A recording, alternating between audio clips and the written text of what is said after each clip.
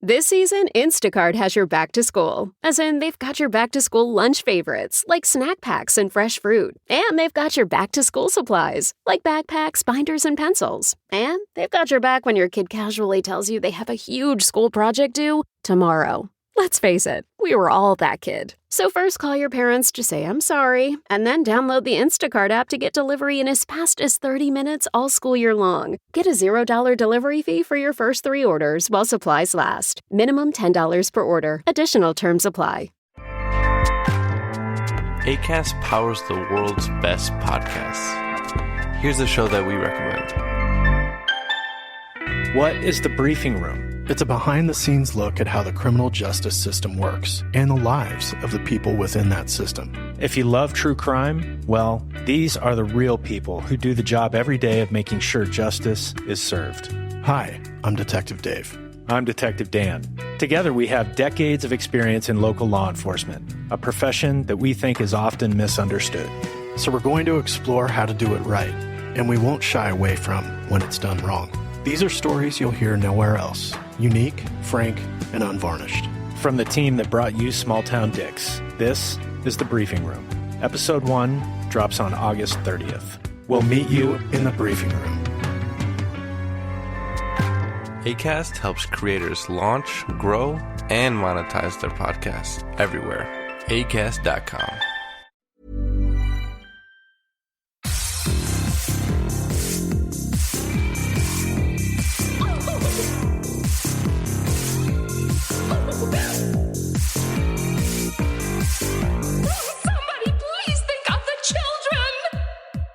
And welcome back to Scarred for Life, the podcast where we open up old wounds by looking back at the films that scared us as kids. I'm Terry. And I'm Mary Beth.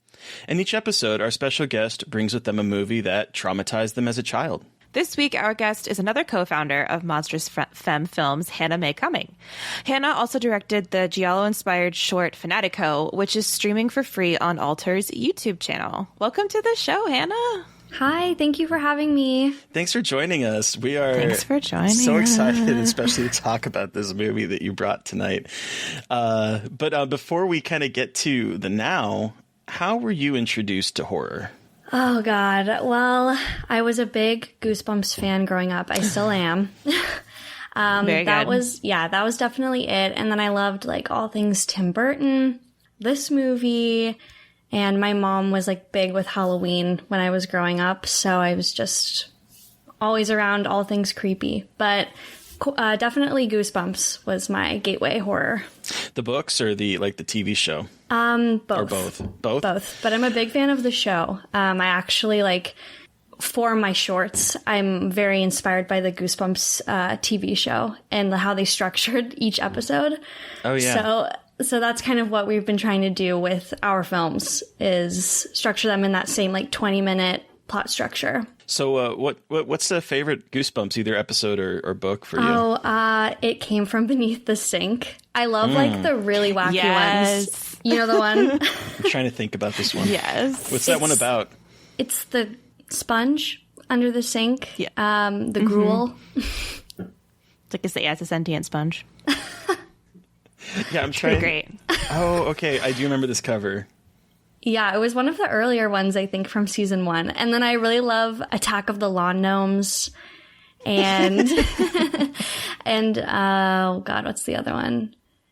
Welcome to Camp Nightmare. That's a great 2-parter episode that I love. I'm too old to have seen the television shows, but I was raised on the books. I love the books. I'm trying to remember if I've seen any of these. They're on Netflix. If you ever want to kill 20 minutes. Oh, they are? Yeah, they are. If you ever want to kill 20 minutes and watch something crazy, I recommend.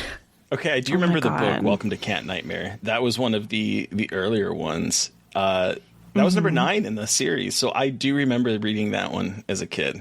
Mm-hmm. Yeah, I actually haven't read all of the books. I've only read a few books, but I've religiously watched the show, even today. So what were some other movies besides the one we're talking about today that really freaked you out as a kid? I have a confession to make, actually. Okay. I was racking my brain trying to think of a film that scared me as a kid because I was a really fearless kid. I was not scared of scary movies when I was younger. I even like talked to my mom about it, and I was like, is there anything that I'm missing? This is the closest I came to being like really creeped out by something. And I think, yeah. So I would say this one, and Jaws, of course. That scared every little kid. Of course, Jaws. Yeah. It sure did. It sure fucking did. So, you said you don't really get that scared, which is amazing. I wish I had had that as a child, because I was the scaredest child that ever was. Really? But I know I was terrified. Like, I loved watching scary movies, but I would like I would have like the lights on at night, and I just loved being scared, but I also hated being scared. So I was one of those kids. And now I feel like I can watch anything and like barely bat an eye, which is sad, isn't it? It is sad. It's not pleasant to like watch something is supposed to freak you out and not be affected by it. I know. So, like, in that vein, what draws you to horror now as an adult? I love like just the creepiness of everything and the weirdness and the camp. Like, I was a weird kid, and I think that's where I feel an attachment to horror, is because it's just for the other, especially with this movie. This movie is really crazy, and I felt really connected to Coraline too.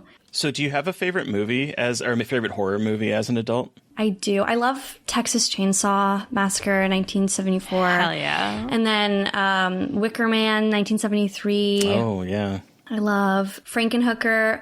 I think one of my all-time favorites is Hello, Mary Lou Prom Night 2, though, from 1987. Oh, my God. Yeah, we talked about that with Carly, too. Yeah, we all love it. It's just such, like, my favorite part is the horse in her room when it comes to life. It's so wild. It's so wild. It's so sexual. It so is. And I've never even seen the first Prom Night. Like, I know it's Jamie Lee Curtis, but I've heard much. No need. Yeah. I mean, this is the answer for when people are like, name a movie where the sequel's better. Prom Night 2. I mean, that's just, it goes without saying. 100%. Although I do really love that like 15-minute long disco dance number in the first one. Oh, yeah, I forgot about that. Yeah. Oh, okay. It might be worth it just for that, but that is on YouTube, I think. And there's a great like original song that plays during that scene, I think. That is worth a listen. Yeah. Okay. I'll still watch it. So I know that it sounds like you've been kind of not jaded, but fearless, I guess would be a better term, since a kid. But have you seen any movie as an adult that like scared you at all? I have actually. I get more scared as an adult than I did as a kid. Oh, really? Okay. Yeah. Oh, interesting. Creep. I think 2014, Mark Duplass. That freaked me out. So that movie also freaked me out. When I used to live with my dad, I watched it when they were gone for like a week, and I watched it at night, and they have a pretty decent sized condo, and I kept all the lights on in the apartment all night and like could not sleep. I didn't think it was going to be that scary, but Jesus Christ, I locked everything. I was so terrified of that movie. I was terrified Mark Duplass was going to come into my house or send me a weird package. I was really scared. with the weird mask. Okay, but Peach Fuzz. Peach Fuzz is cute. Peach Fuzz. I mean, we've had this conversation before, Mary Beth, but I know, but I hate Peach Fuzz. I think he's doing his like foreboding hip gyrations with the Peach Fuzz mask on. Yep. It's like, it's sexy. Oh my God. All right. I mean, we talked about that a little bit on I think it was the best of the decade list. When we had, but I think I blocked it out because I didn't want to think of it. I mean, he's just moving his hips, and it's like, okay, I'm working with this. What are we doing now? What can I say?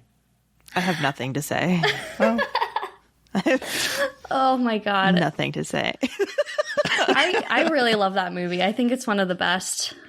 It's great. Recent horror movies. And then Lake Mungo really freaked me out too. But I watched that like in the middle of the night a few months ago with my partner. And I was like trying to wake him up because he fell asleep. And I was like getting really scared. And I was like, I can't be experiencing this by myself right now. Like, I need you to wake up.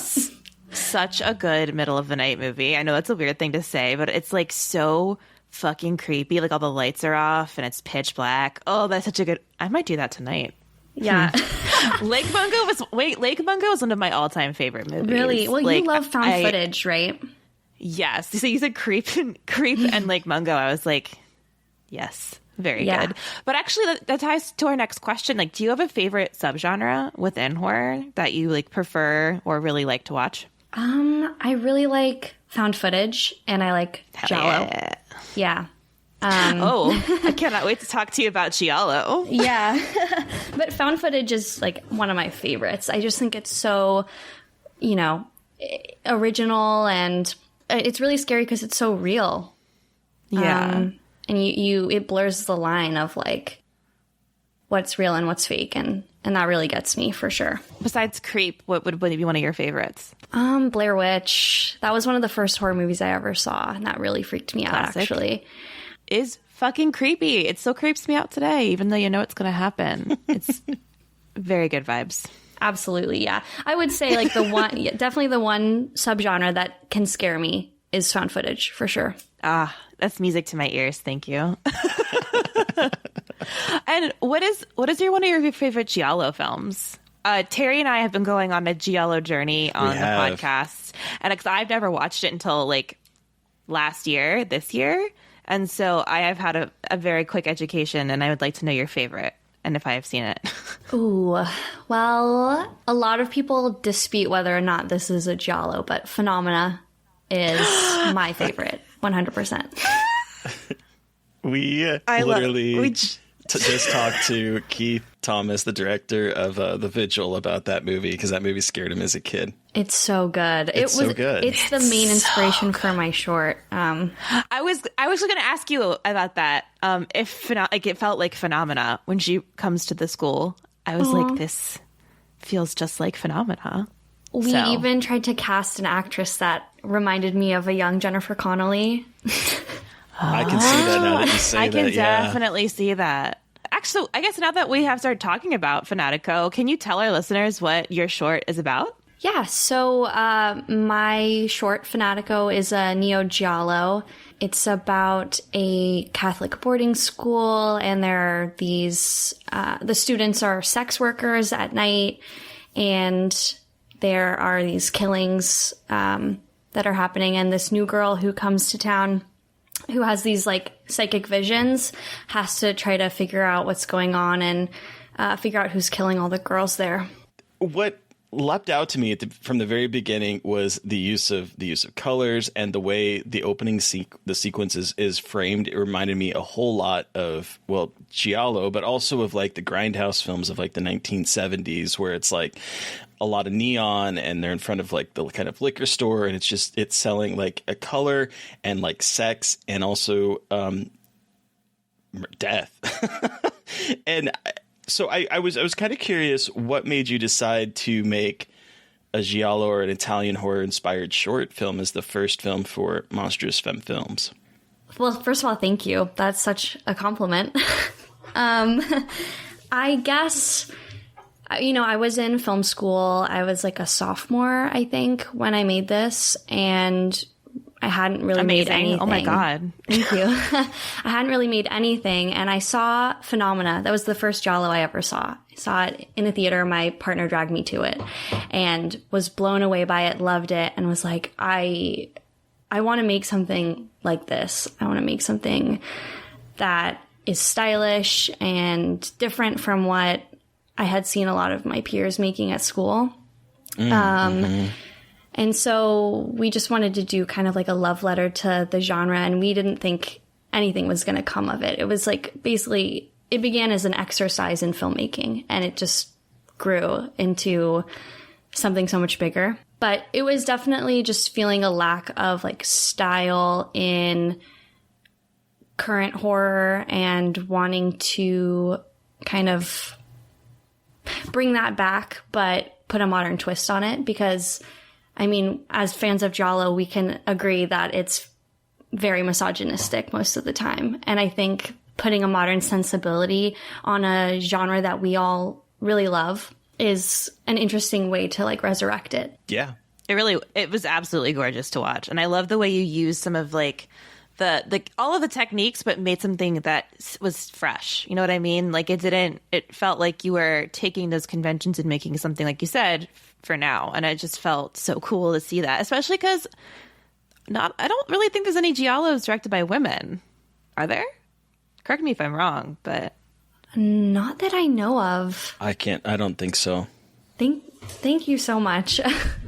Yeah, of course. So kind of going back to Monstrous Femme Films, though, how did you meet Carly and Emma? I actually have known Carly for years. She was like friends with people I went to high school with when she lived in Arizona. Oh, wow.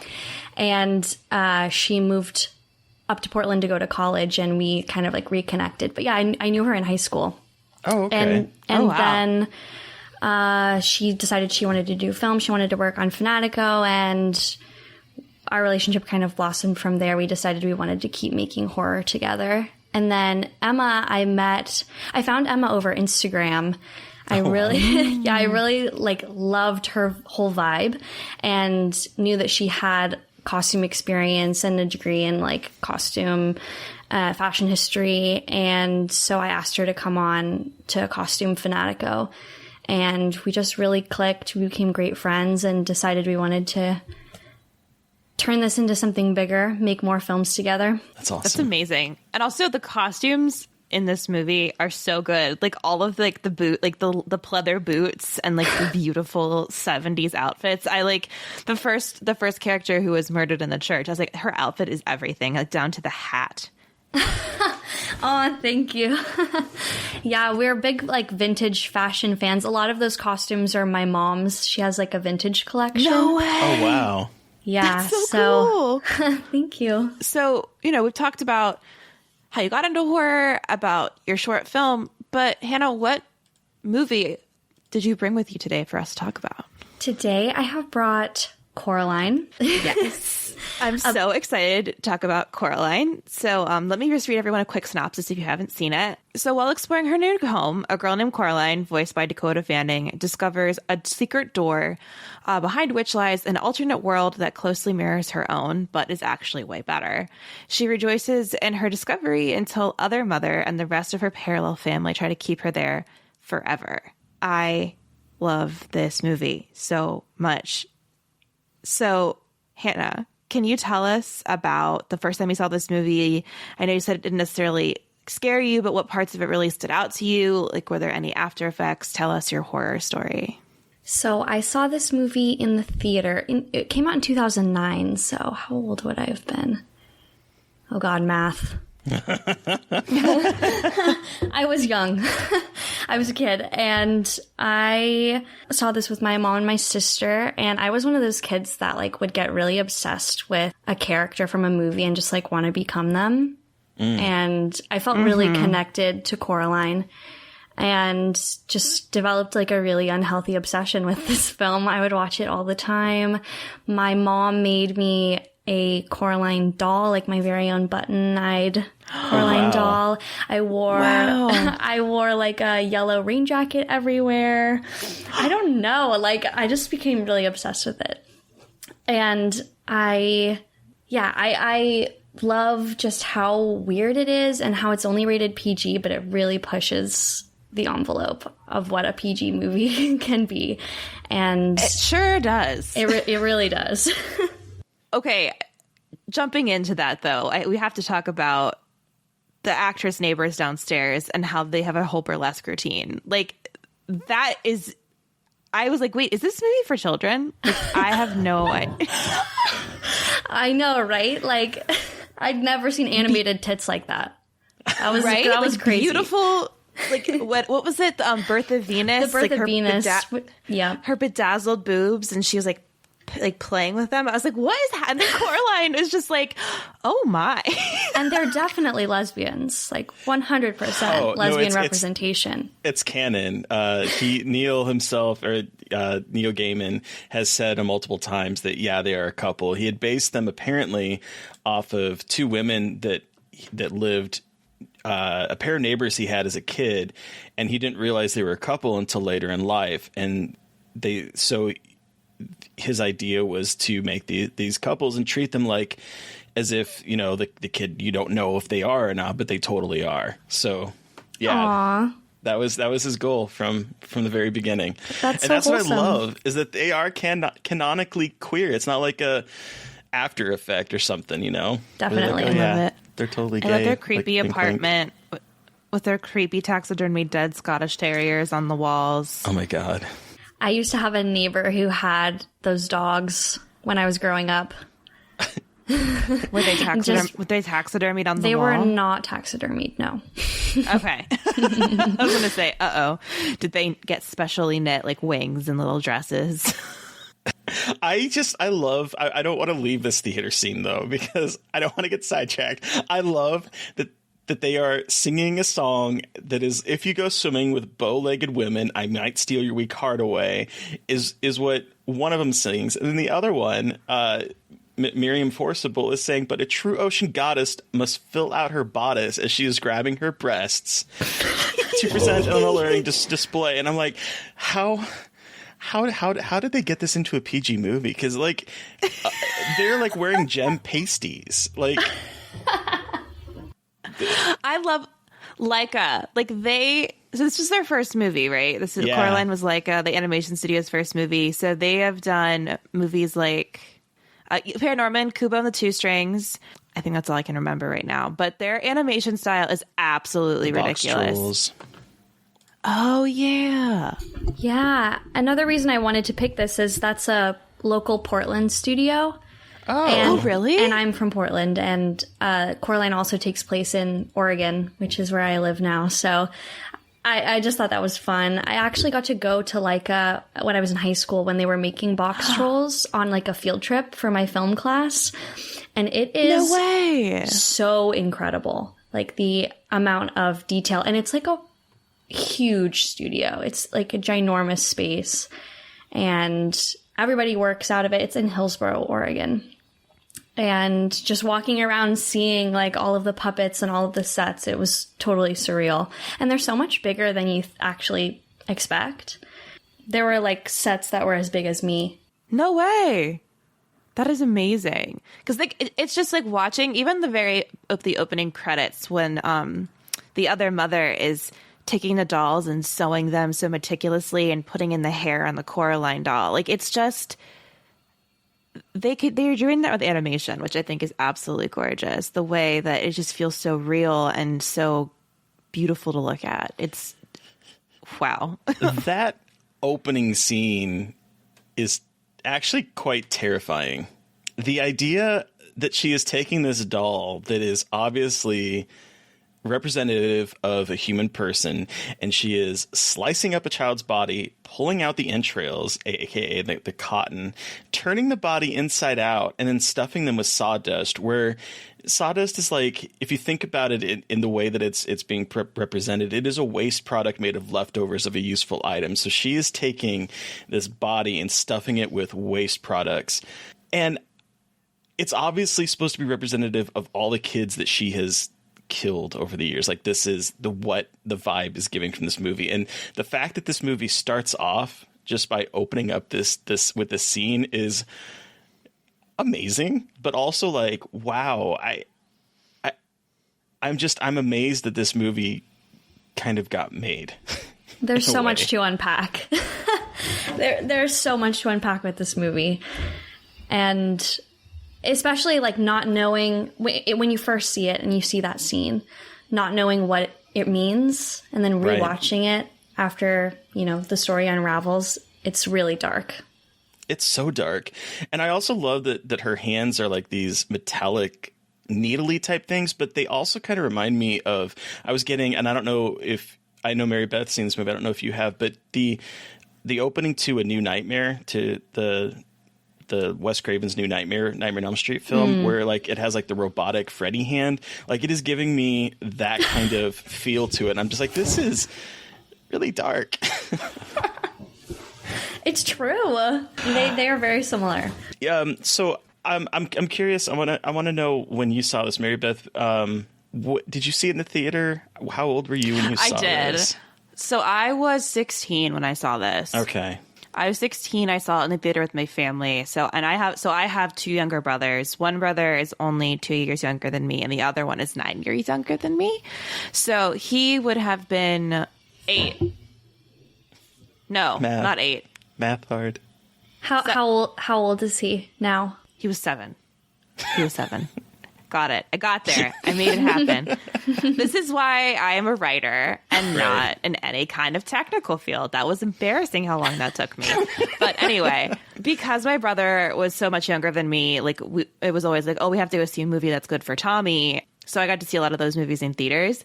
And Coraline, it didn't scare me, but I loved it. Because I was like, this was when I was like really in my stride of like creepy stuff, like really getting into horror.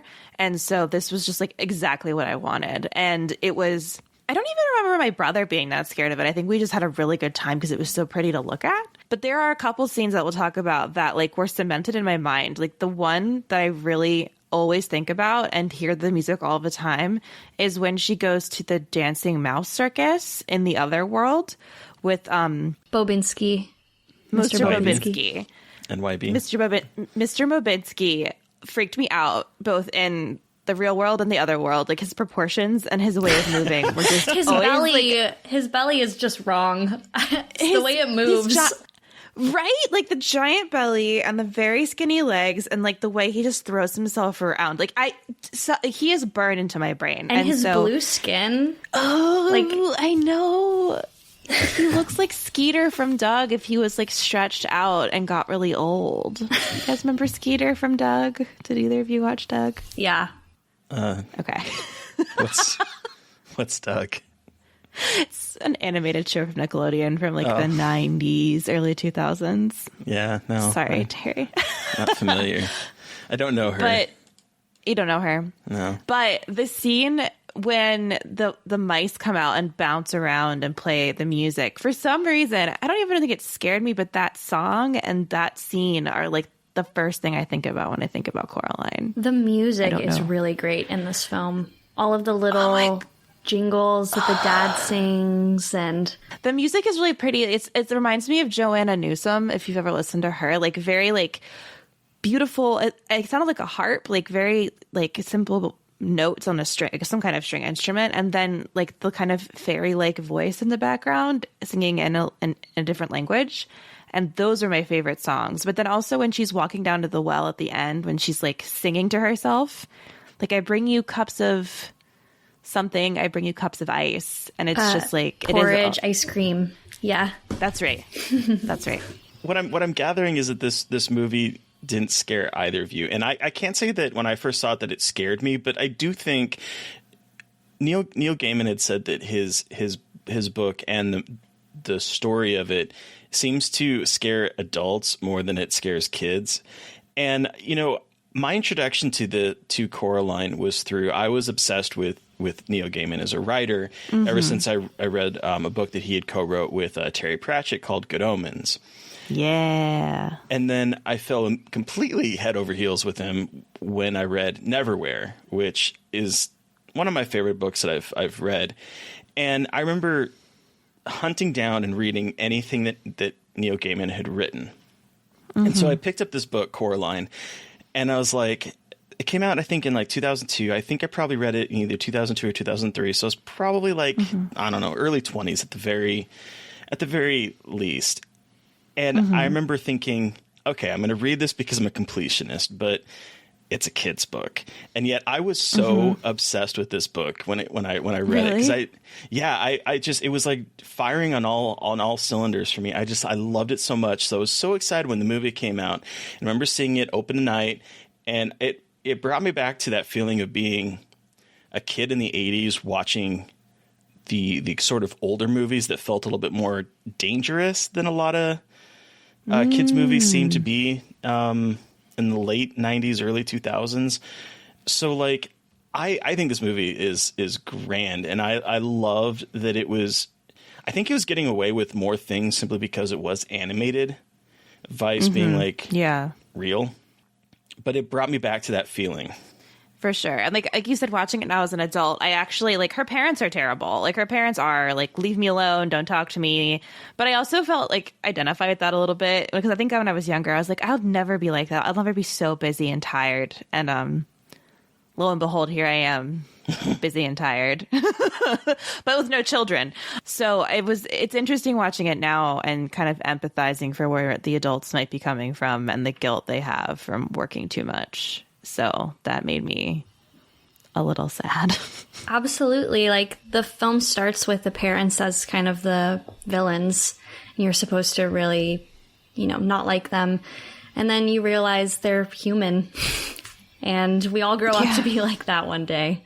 That was the thing that I really noticed on this watch is just how tired her parents seem to be. And on one hand, I'm like, okay, but they're also kind of treating Coraline really shittily, to be perfectly honest. Yeah. But on the other side of things, like, you could see, especially the father, how his eyes are just like, they look like he has two black eyes, like he got punched. He is so tired that his entire eyeball is like black and just sunken in, and he is frazzled. And I did also like the dichotomy between the two, where she is working on a laptop and he is working on like a CRT, like an old 90s style computer, typing away in his little office. With the black screen and the green text. I was like, and then when Coraline accidentally turns the light switch off, he loses all of the text. I really empathized with him there. I was really upon a rewatch as an adult, I was like, I'm not really Team Coraline right now. Right. I know. I thought the same thing. I'm like, there would be a homicide about to happen. I also identified with him because as a writer, I was like, I feel that when you're just writing and you're like, I'm a zombie and my eyes are so tired. And the flip-flops. Like, he's really going through it. Oh my God. He is just such a good, dumb movie dad. I love him. Both of her parents look a lot like my parents. Oh, really? Yeah. I think that's another reason why I kind of connected with this movie. I love that. Did your dad have a neck like that where it was like parallel to No, he has a normal neck. Okay, good. Thank God. I'm very glad to hear that, though. My mom is not Terry Hatcher either, unfortunately. Oh, well. I love Terry Hatcher. Okay. She's okay. She is so good. And it's so funny because, Terry Hatcher was in Desperate Housewives, right? Mm-hmm. I'm like not misremembering that. Yeah. So I never watched Desperate Housewives, but my mom did. And I was obsessed with the commercials for Desperate Housewives. When I was old enough, my mom let me watch episodes and I had no idea what was going on. But I was obsessed with these glamorous women that always wore high heels. And so I became I have never been a high heel person, a big makeup person, but for some reason I just was obsessed with these women. And I loved Terry Hatcher mostly through commercials and snippets of Desperate Housewives. It's so interesting. She has such a sweet voice. That's why she's great in this role, because it's so manipulative and you don't want to believe that she's this evil entity because her voice is just so kind and calm. It's so sweet. And this makes me want her to do more voice acting. Why didn't Terry Hatcher do more voice acting? Because she is so good. With navigating those tones and everything and being the villain and the sweet mom. Yeah, definitely. When the other mother turns around and says, "You're just in time for supper, dear," with this monotone, creepy yet cheery voice at the same time, and you see those buttons for the first time, it's nightmare fuel. Yes. And then the father, when we meet him and he is playing piano, and she makes comment that her dad doesn't play piano, and he replies the piano plays me, and the hands kind of come out and it starts forcing him to play a song, and he's making up a song about Coraline. It's such a smart moment on one hand, because on one hand you can see that it's kind of intimating that he is not in control of himself, that this whole realm is actually made up and is just a performative piece. And at the other time, it's a really awesome set piece for Laika to create, the way the camera turns around and spins around him and he's playing the piano. It's such a well-crafted scene, but it's also really disturbing. This whole movie is disturbing. If you really watch it, every single thing about it is upsetting. Like, yeah, the colors are pretty and these parts are really cool to watch and like, wow, they're like technically amazing. And then you really think about it and you're like, this is all really sad and dark. Really dark. It's like a bad trip, too. It really descends into a bad trip. Like when Keith David, who's the voice of the cat, starts talking, like I was like, that is like something would happen in a bad trip. You're just like, is the cat talking to me? Like, I was just going to say when all the characters start like morphing into these like weird versions of themselves from earlier, that is like a bad trip for sure. Oh my God. When, especially when, why do I keep forgetting his name? Bobinski. When he's just like a weird sock monkey looking thing with the and rats. It's just full of rats. Oh my God. And it's just, I think, I just keep going back to the animation style and how animators were able to make those absolutely uncanny, creepy things with it's stop motion, right? Like the way that they're able to capture this is so impressive. It's so impressive. Well, so one of the things that really stuck out to me watching it this time is how inspirations that both the book and the movie have taken into, and you guys talk about the sort of bad trip feel of this movie, and I think that might be partly because I think a lot of this is pulled from Alice in Wonderland, where you have like the small door and like the tunnel where, you know, that she's going to this other world, this like Wonderland, quote unquote. And the cat is sort of like a guide, but also is sort of mischievous where he can like vanish through walking past a sign and he just doesn't show up. Like it gives me that kind of Cheshire Cat vibe. And then the whole way that everything sort of descends into this mad world where it's like the moment she starts to pull at the seams, she sees just how crazy this other world really is. I totally see that. And even from like her motivations to go into this other world, you know, being bored with her life, being disappointed with, you know, reality, it totally is like a retelling of Alice in Wonderland. And then the other thing that that I did when I was doing some research into this is that Neil Gaiman was kind of influenced with, so the character of the other mother, aka the Beldam, there's like two different sources that he sort of pulled from, and one is The New Mother by a Victorian author named Lucy Clifford. It was kind of a short story that kind of went into a folk horror, and it's been like reprinted. It was also in, I don't know if you guys ever read the Scary Stories books, but it was in Scary Stories to Tell in the Dark Part 2, or the second book, and it was called The Drum. And it is about these two kids that meet, well, in the book they call it a gypsy, quote unquote. But so they meet this person that's like has this drum and they want the drum, and she tells them, you got to misbehave. And so they keep misbehaving to get the drum and they never get the drum.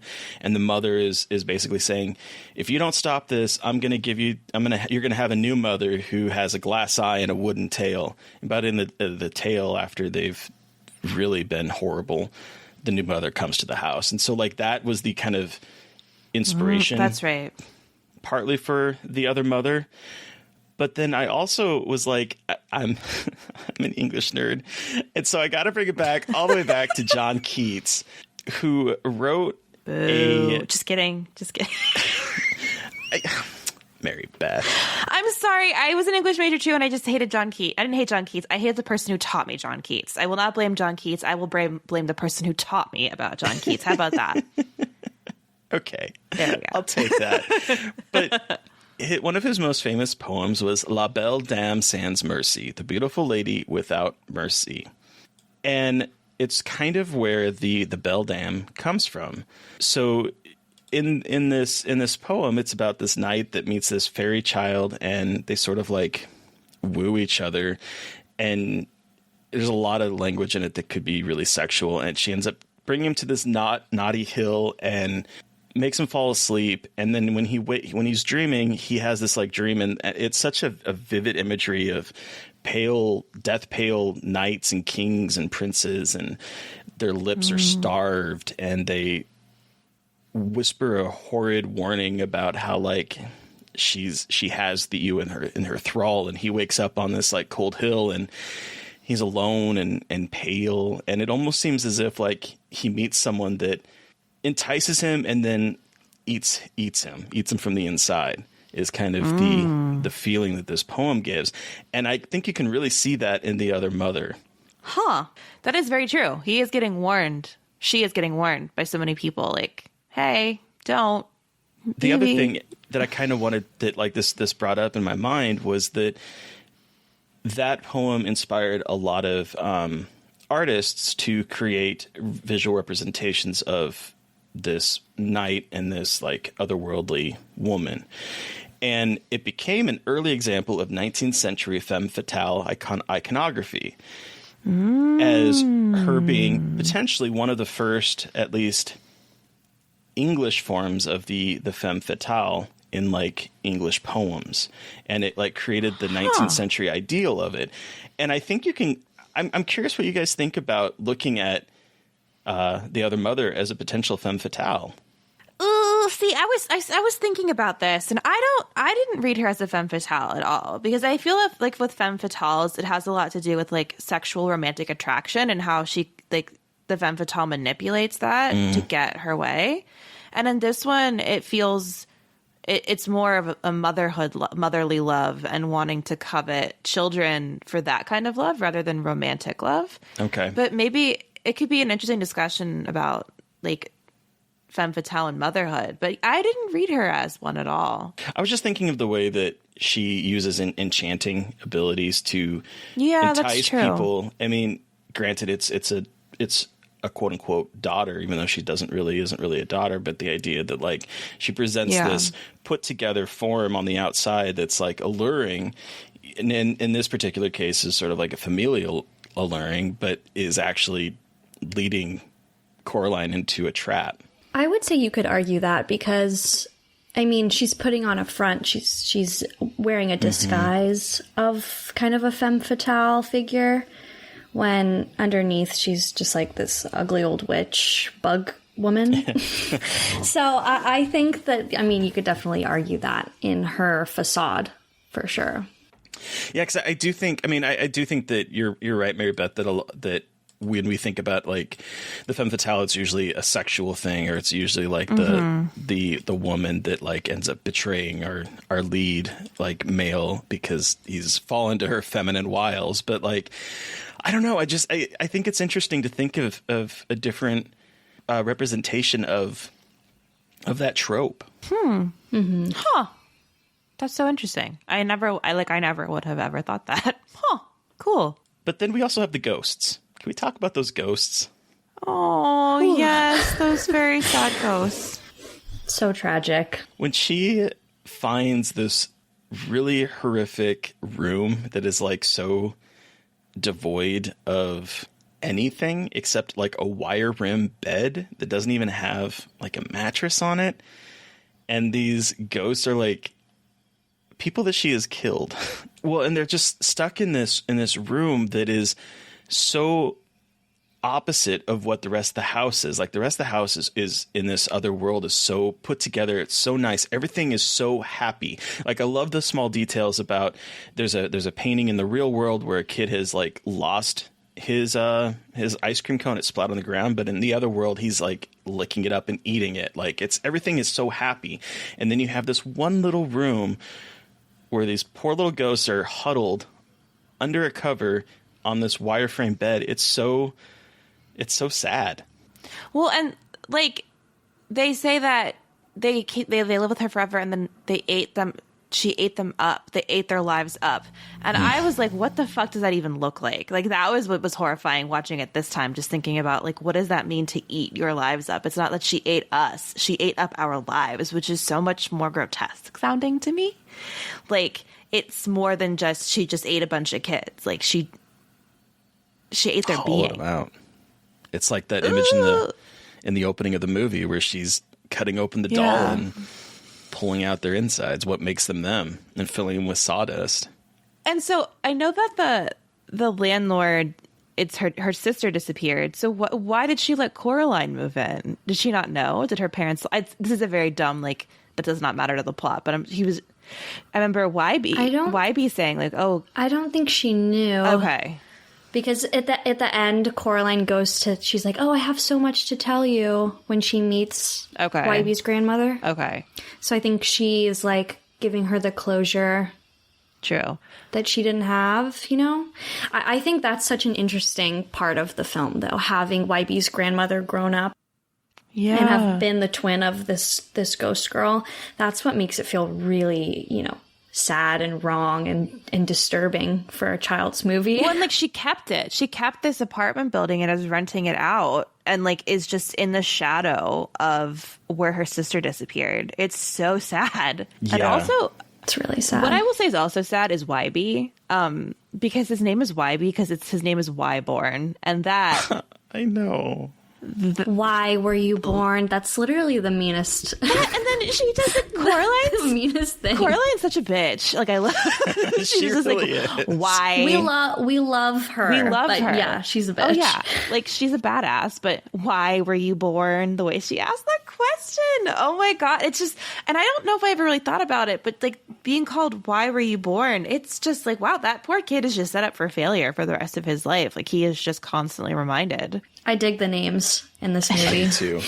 But speaking of which, even when we get to the other Wybie, and when Mother introduced him, and her line is something about, "I thought you'd like him more if he spoke a little less, so I fixed him." And it's so horrific, especially when a little bit later there's a scene where he is obviously not happy with his lot in life, and the mother looks at him and sort of like does this motion over her mouth to like make sure that he's smiling.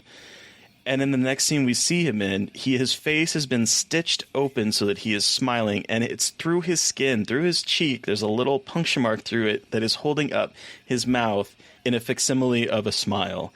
And it's so it's really freaky to look at, especially with the little hole on his cheek where it's like threaded through.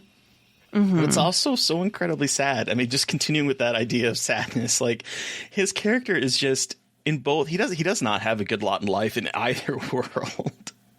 I really feel for these doppelgangers because it's so interesting to have them be like the other versions of the characters we know, but also be human and be being controlled by the other mother. Like, who are they?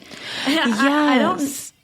You know what I mean? Yeah, because they all the dad is also sympathetic to Coraline. They're not the other versions, really. They are. They could empathize, and like they have their own kind of agency in a way. They don't have a lot of it, but there is like some semblance of agency, and you do wonder like what is this? Like who is she in prison to be her puppets? Mm-hmm. Especially like when the last time we see the other Wybie, he's like a flag on the house. Oh, that's right. Yes. Oh my god. Well, so the thing that I think is interesting about this other world as well is that one of the themes that we sort of see throughout this movie is this idea of entertainment in like a theatrical sense. You have Mr. Bobinski with his rat circus, his mice circus, and you have the burlesque performers whose house in both worlds is like a stage. I love in the real world when she walks through and it's like going through the velvet like curtain, and then their house is almost set up like a stage. And then in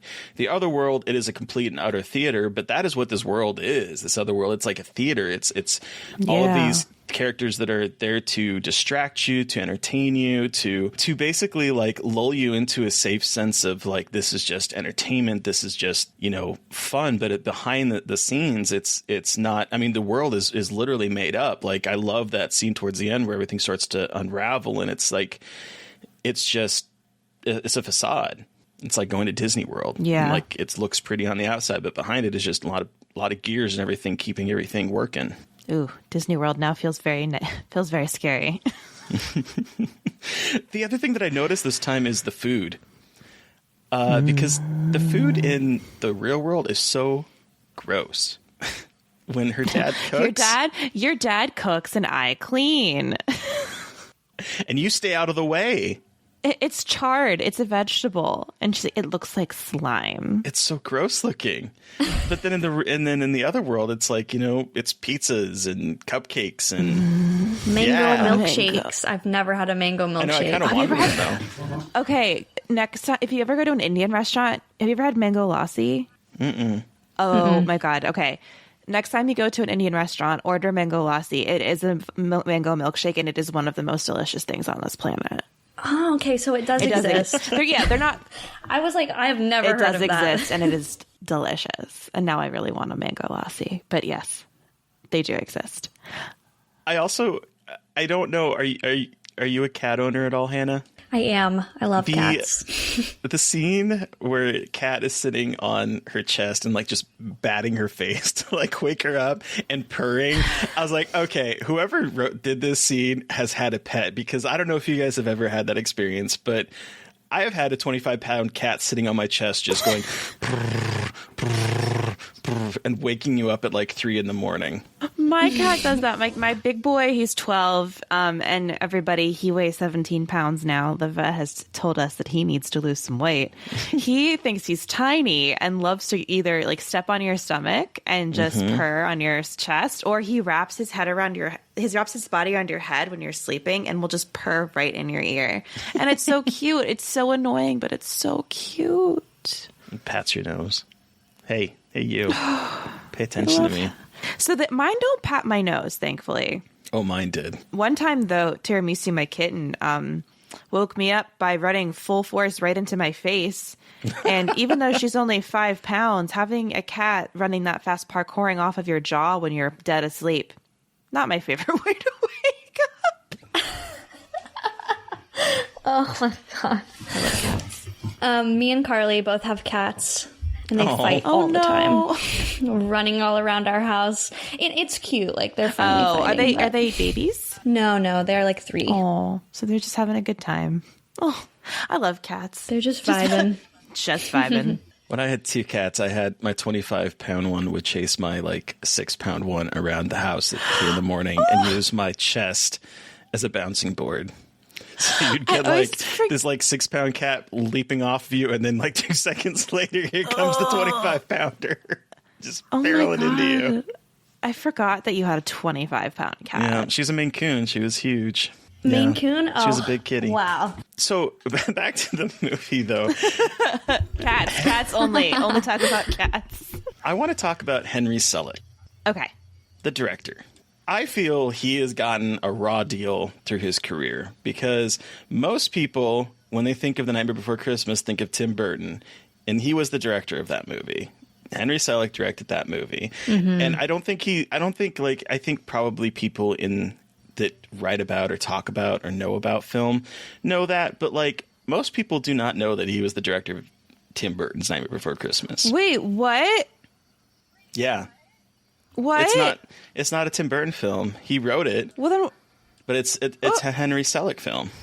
I was actually shook because I only learned that this week, and I am a huge Tim Burton fan, Nightmare Before Christmas fan, and that really surprised me. Wait, what? I'm glitching out. Like what? I know, right? Yeah. What do you?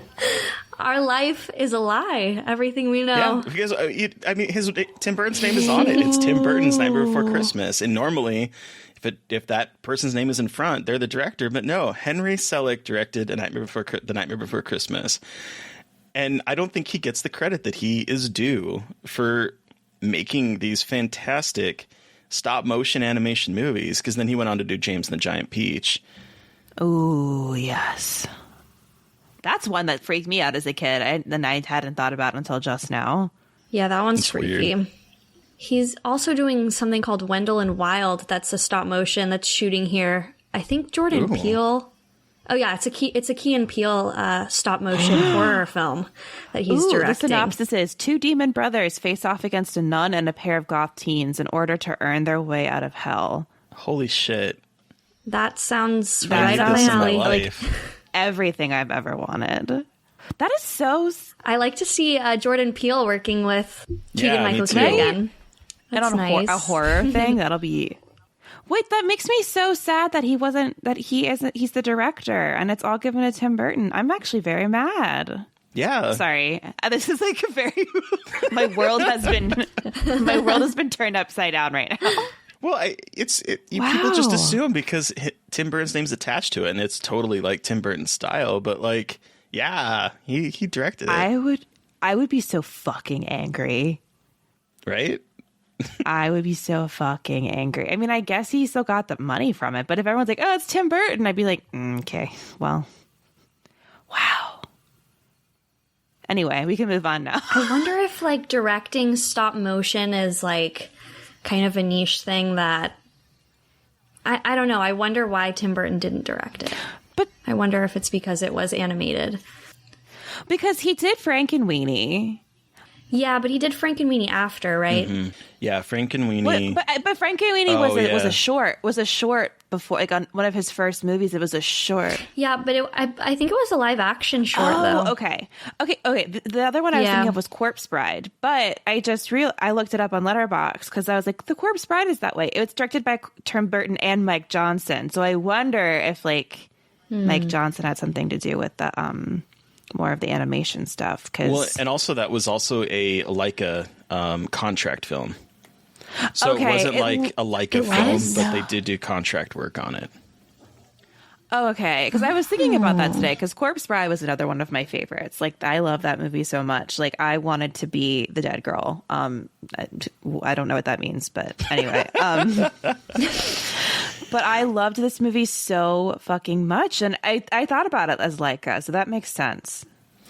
Well, and I do think, kind of going back to what you were saying about Henry directing Nightmare Before Christmas, he, before he did do stop motion animation, he was attached to a bunch of 80s animated Disney movies. He worked on, I think he was uncredited, but he worked on both The Black Cauldron and The Great Mouse Detective as an animator. Was he the one that made them put the sexy rat into it? Because I'll fucking fight him if he was the one that put that sexy mouse in it. Miss Kitty, the mouse. Anyway, wow, that is mind blowing. You've blown my mind today. Ew, Tim Burton, that's gross. I love Tim Burton, but like I kind of think Tim Burton's a douchebag. He's such a douchebag. Like I obviously was I was one of those kids that fucking loved Tim Burton, because how could you not? And like Nightmare Before Christmas, like merch all the time. And I still love his work, most of it, but he is a douchebag, I think. I think he's just like, he said some really questionable things that I was disappointed to like, hear. Sir, you make creepy things about Johnny Depp, like looking dead and scared. Like, I don't really think you have much authority. Like, just keep your mouth shut. Just keep your mouth shut. Anyway, this has turned into an anti-Tim Burton podcast.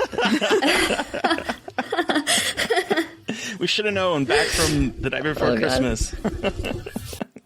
Man. Did you guys see... sorry, go ahead. You. I was just going to see if you guys saw Paranorman. I love Paranorman so much. I love Paranorman. And it has a gay kid. It's a really good follow-up to Coraline, I think. I haven't seen the rest of their films, actually, but Paranorman's Kubo great. is gorgeous. Definitely check out Kubo in the 2 strings. Because Matthew McConaughey is also the voice of a beetle, and it is a beautiful, beautiful film to watch. Like, you can just see how their films get more, like they get even more and more and more talented as these films come out, which seems insane because like Coraline and Paranorman are absolutely breathtaking, but what they can accomplish in Kubo is breathtaking. Yeah, I've only seen Paranorman and Coraline, but I do love Paranorman so much, especially since it has some gay representation in it. Oh, yeah. The brother. I need to watch this again. Yes. I haven't seen it in a long time.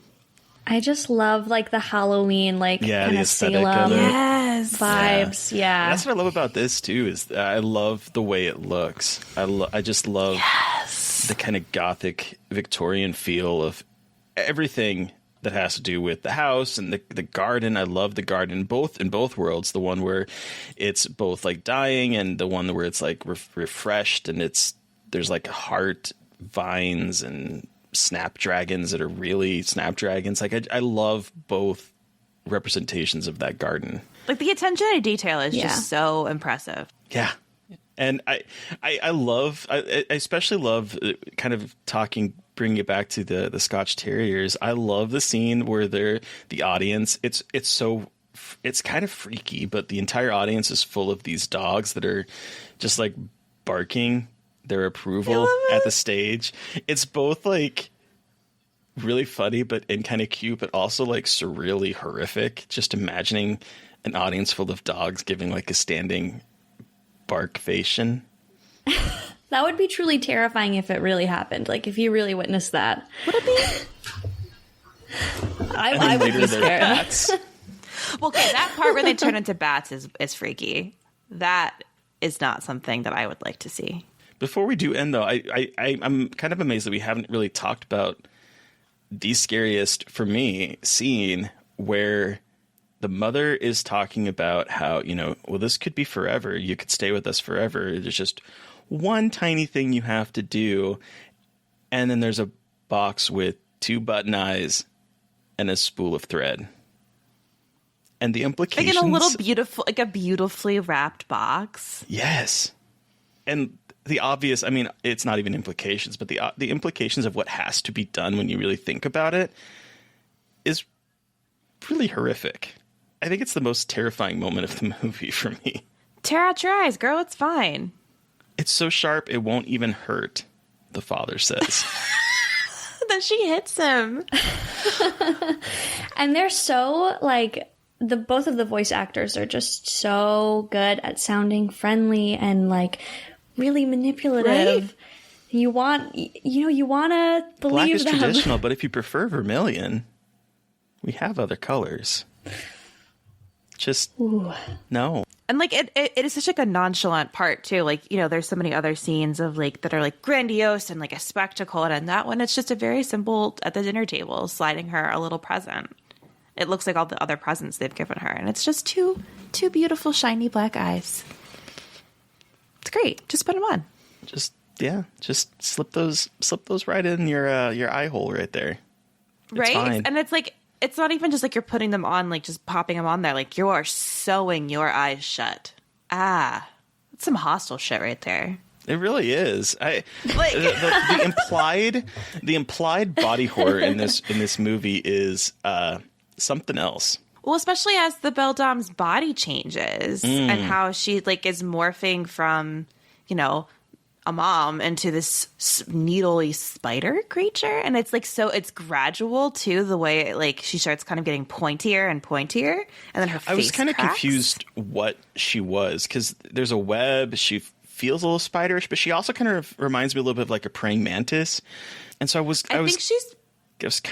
struggling with what she was, which is fine for me because I am terrified of spiders and I don't want to have more spiders in my life. So the fact that I was confused is actually probably a blessing in some ways. Yeah. But it felt like they were combining it. I always thought she was a spider because she's like eating the bugs too. That's I guess having all the bug stuff did make me think.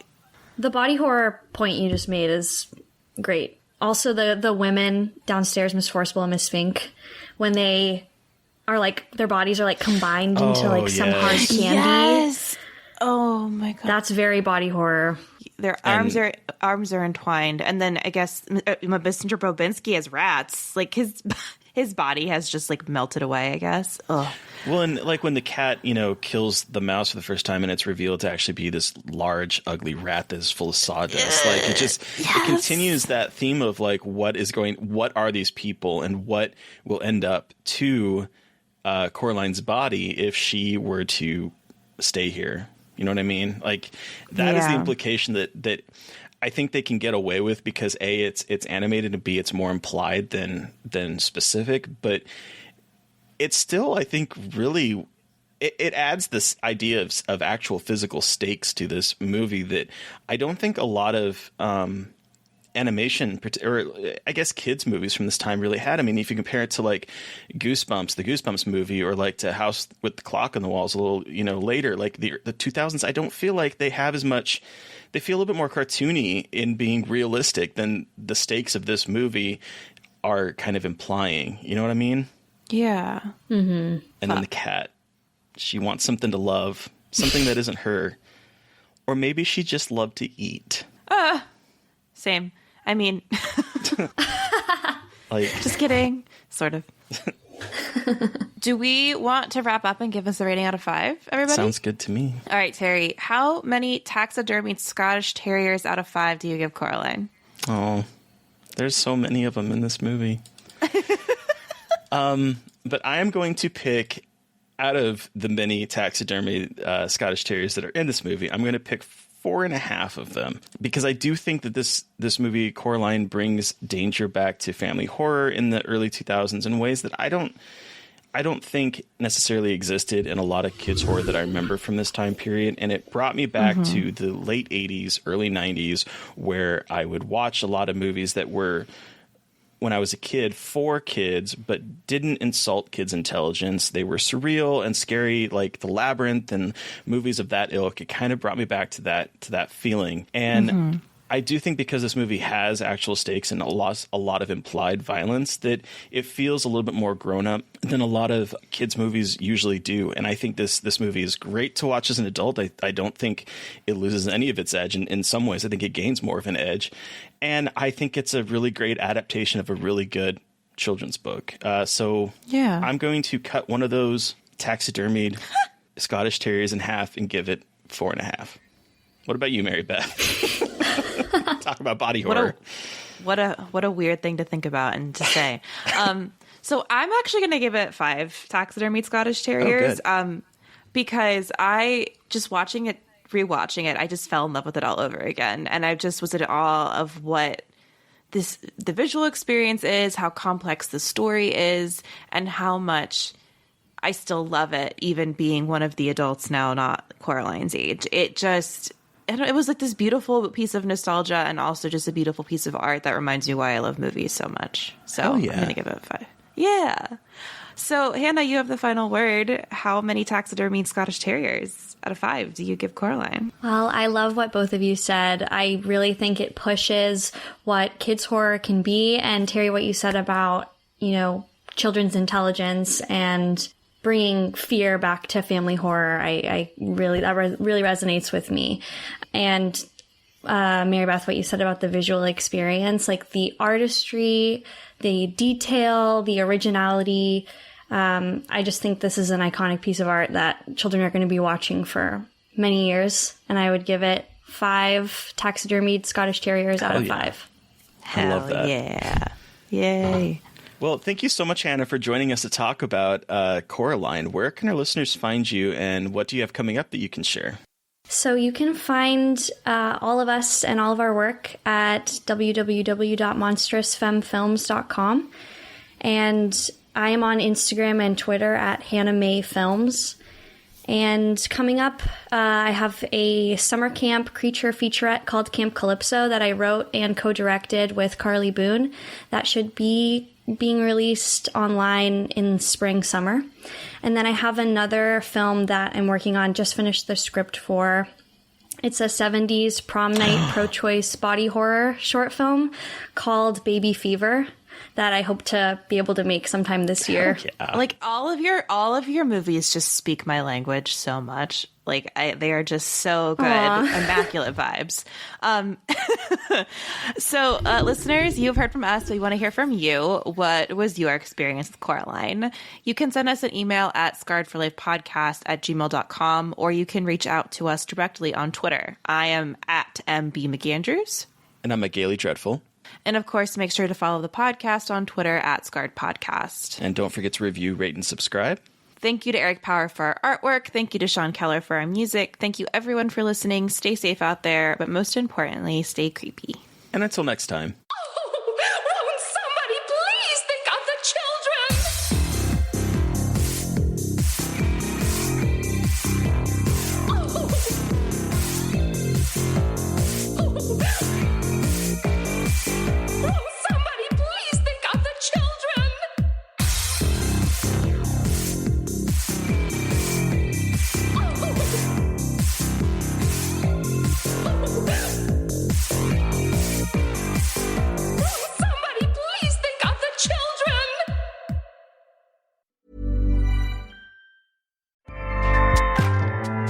Acast powers the world's best podcasts. Here's a show that we recommend. What is The Briefing Room? It's a behind-the-scenes look at how the criminal justice system works and the lives of the people within that system. If you love true crime, well, these are the real people who do the job every day of making sure justice is served. Hi, I'm Detective Dave. I'm Detective Dan. Together we have decades of experience in local law enforcement, a profession that we think is often misunderstood. So we're going to explore how to do it right, and we won't shy away from when it's done wrong. These are stories you'll hear nowhere else. Unique, frank, and unvarnished. From the team that brought you Small Town Dicks, this is The Briefing Room. Episode 1 drops on August 30th. We'll meet you in the briefing room. Acast helps creators launch, grow, and monetize their podcasts everywhere. Acast.com.